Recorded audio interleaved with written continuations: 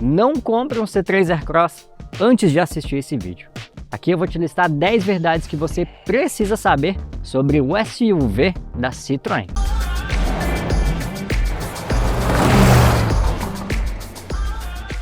Se você gosta de saber verdades sem filtros sobre automóveis, eu te convido a fazer parte da nossa comunidade.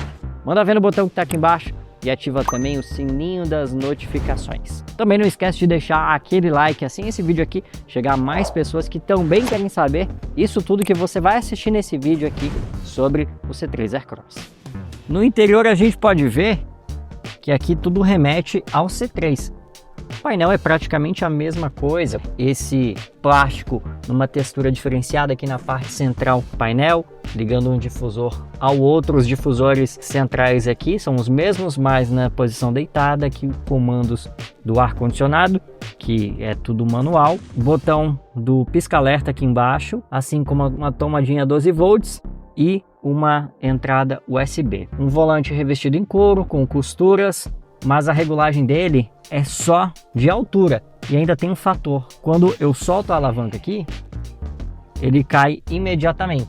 Os bancos são em couro, 2 tons de couro, um tom cinza mais escuro, um tom cinza mais claro, com costuras em vermelho e também em branco. Ainda tem esse apoia-braço bem pequenininho, para um braço fino mesmo, aqui o meu é fino e ainda fica de fora, mas tem esse apoia-braço aqui no centro. A gente pode ver que o painel de portas também segue os mesmos tipos de plástico aqui do painel, mas realmente ele é um pouquinho mais caprichado em relação ao C3 normal. Vale ressaltar que acabamento aqui não é um ponto positivo, tá? Ele é feito para ser um carro mais acessível, né? Tanto que hoje, nessa categoria, é um dos carros mais acessíveis do Brasil. Também não conta com muitos, ele e Spin basicamente. E o que eu posso dizer é que o que a gente vê aqui é apenas correto, nada demais. Mas tem uma coisa que me incomoda, é justamente na alavanca de câmbio. Ela tá soltinha aqui, ó. Eu consigo simplesmente rodá-la aqui. E isso demonstra realmente que acabamento não é uma grande prioridade. Central multimídia, espelhamento para Android Auto, Apple CarPlay, sem fio, mas não tem carregador de indução. O máximo que eu tenho aqui é uma entrada USB-A aqui, mas no meu caso ainda vou precisar de um adaptador porque o plug para o carregador do meu celular é USB tipo C. Outra coisa diz respeito justamente aos comandos aqui no volante. Eles são um pouquinho confusos, embora você tenha, por exemplo, volume, passar a faixa, e o botão de passar a faixa é justamente o que você atende e desliga o telefone. E o outro botão que a gente tem aqui do lado esquerdo é para controlar o computador de bordo. Você consegue ter acesso às informações pelos botões aqui do lado esquerdo. E não existe, por exemplo, um botão sair para quando você entra no menu. Você tem que ir até em cima no menu, selecionar o sair e dar um OK aqui. Isso realmente me soou muito confuso. Navegabilidade aqui não é tão boa. E o quadro de instrumentos, apesar de pequenininho, ele pelo menos tem todas as informações. Eu só confesso que eu achei a navegabilidade um pouquinho estranha. As informações não são tão palpáveis assim. E ainda falando em questões que interferem na dirigibilidade, outro ponto é a direção elétrica. Ela é muito leve nas velocidades baixas e também na hora de manobrar. Isso facilita. Só que ela pesa de um jeito um tanto artificial. Eu considero isso um ponto negativo. Mas a gente não pode deixar de falar de um dos principais atributos desse carro, que é justamente o espaço interno. Vamos lá atrás para você ver? Bom, falando em espaço interno aqui, o resultado é realmente muito bom, mas muito bom mesmo. Eu tenho mais de um palmo aqui, um palmo aberto, bem aberto dos meus joelhos até o banco dianteiro. Esse banco ele está exatamente regulado para como eu dirijo. Eu tenho 1,73 m. Das minhas canelas eu tenho um palmo e 4 dedos. É realmente um espaço interno enorme. É um verdadeiro latifúndio isso aqui. E ele é maior, inclusive, do que o da Spin. Tanto que ela tem 5 centímetros a mais de entre-eixos do que a Chevrolet Spin. Mesmo sendo menor em comprimento, mais baixo e também mais estreito, né? A Spin é maior em todas essas medidas, exceto no entre-eixos, que aqui são 5 centímetros a mais. 2,67 m no C3 Aircross contra 2,62 m da Spin.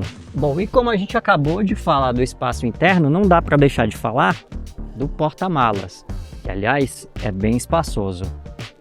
Eu só consigo abri-lo por aqui, por esse botão aqui embaixo. A tampa é realmente grande e ela é um pouco pesada, mas esses amortecedores aqui cumprem um papel direitinho de subir sem tanto trabalho. O que a gente tem aqui é um bagageiro de 493 litros. É um tamanho realmente bom e esse tampão ainda pode ser dobrado, o que facilita colocar e tirar o que você for usar aqui no porta-malas. Aqui embaixo eu tenho o pneu reserva, uma roda de 16 polegadas, de perfil e largura bem baixos, então é realmente um step temporário, né? Até porque já não vê mais step com roda de liga leve como a gente via há alguns anos. Mas realmente em termos de porta-malas, por mais que a gente tenha um resultado menor do que na Chevrolet Spin, a gente ainda pode dizer que o resultado aqui, 493 litros, é muito satisfatório. E aí eu já entro para falar sobre dirigibilidade, criticando uma coisa aqui no C3 Aircross, que é a ergonomia. Painel é o mesmo do C3, mas o que a gente pode ver aqui é que a ergonomia não é lá um ponto forte, principalmente para esses comandos que estão aqui, dos retrovisores e também travamento das portas, dos vidros traseiros, que dificulta realmente a ergonomia para quem vai aqui. Como o espaço interno aqui é bem amplo, mas se eu precisar abrir os vidros traseiros, eu vou ter que me inclinar e vir até aqui embaixo no console central para poder fazer isso. Então realmente acaba tendo essa falha de ergonomia aqui por uma questão de economia, né? Se esses comandos estivessem aqui nas portas, realmente seria bem melhor. A gente pode falar em conforto, começando pelos bancos, que eu confesso que não curti tanto assim. Essa parte mais baixa do encosto, ele dá a impressão de que ele está jogando as suas costas para frente, tá arqueando as suas costas. E eu confesso que eu já me acostumei, né? Já estou há um tempinho rodando com esse carro, já estou há mais de um dia com ele, mas foi a primeira coisa que eu notei quando eu sentei no banco.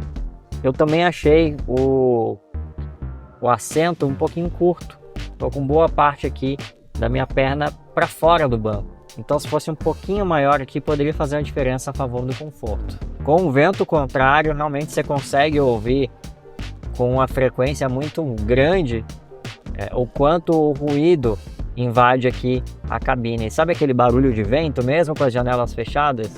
Pois é o que eu estou presenciando aqui agora. É realmente algo que mostra a falta de capricho no isolamento acústico desse carro.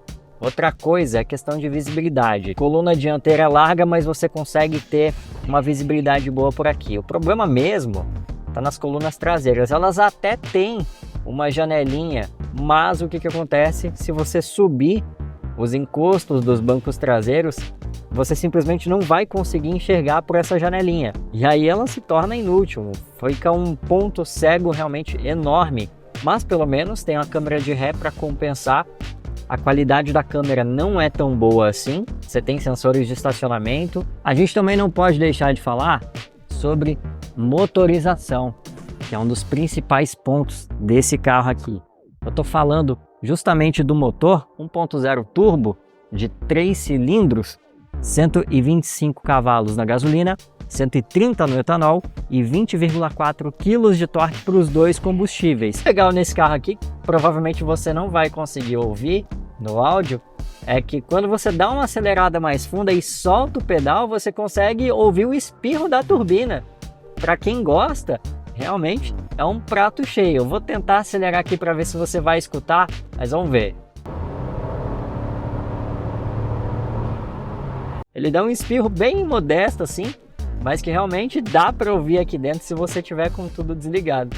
Eu acho isso o máximo, realmente eu curto muito isso. O que a gente pode notar é que esse motor 1.0 ele é muito eficiente em termos de potência. O conjunto já é conhecido, já é utilizado em outros carros do grupo Stellantis e leva muito bem a C3 Aircross. O conjunto dele com a transmissão CVT é muito bom, ela simula 7 marchas e tem um modo Sport também que pode ser acionado por um botão aqui no lado esquerdo. Não podemos também deixar de falar no consumo de combustível. Eu estou aqui ao lado da etiqueta do programa de etiquetagem do Inmetro, que aponta o consumo na cidade de 7,4 no etanol e 10,6 na gasolina. Nós conseguimos a boa média de 11,6 km por litro na gasolina. Tudo bem que eu não peguei trânsito muito intenso, mas ainda assim, realmente é um excelente número desse motor que todas as vezes em que eu já avaliei estrada, fastback, Pulse e também mais recentemente o 208, todos com esse mesmo conjunto de 1.0 turbo mais a transmissão CVT, e o resultado em termos de consumo sempre me surpreendeu de uma forma muito positiva. Não é diferente aqui no C3 Aircross. Na estrada, o programa de etiquetagem diz que ele faz 8,6 por litro no etanol e 12 por litro na gasolina. O que a gente conseguiu foi uma média de 13,6 km por litro na estrada, rodando a uma velocidade média de 104 km por hora.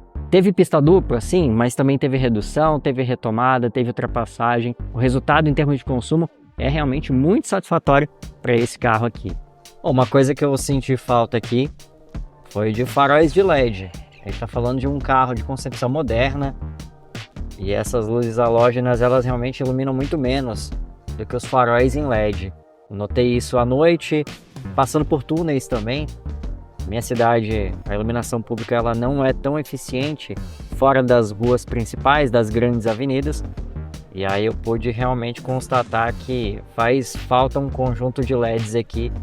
A suspensão foi uma coisa que me surpreendeu de uma maneira muito positiva. Você tem um carro alto, suspensão elevada, tanto que a Citroën faz questão de dizer que ele é um SUV, e o acerto da suspensão é um dos pontos extremamente positivos aqui no C3 Aircross. Apesar de ser um carro alto e ele inclinar bem nas curvas, o resultado é muito bom e ele filtra bem as irregularidades sem ser duro, mantém um conforto aqui dentro. Passei por algumas ruas que eu estou realmente acostumado a transitar e para mim foi um ponto muito positivo a questão de suspensão. Se você gostou desse vídeo, não esquece de deixar um like aí, esquece de se inscrever no canal, clica no botão que está aqui embaixo e ativa o sininho das notificações. A gente se vê no próximo vídeo e até lá!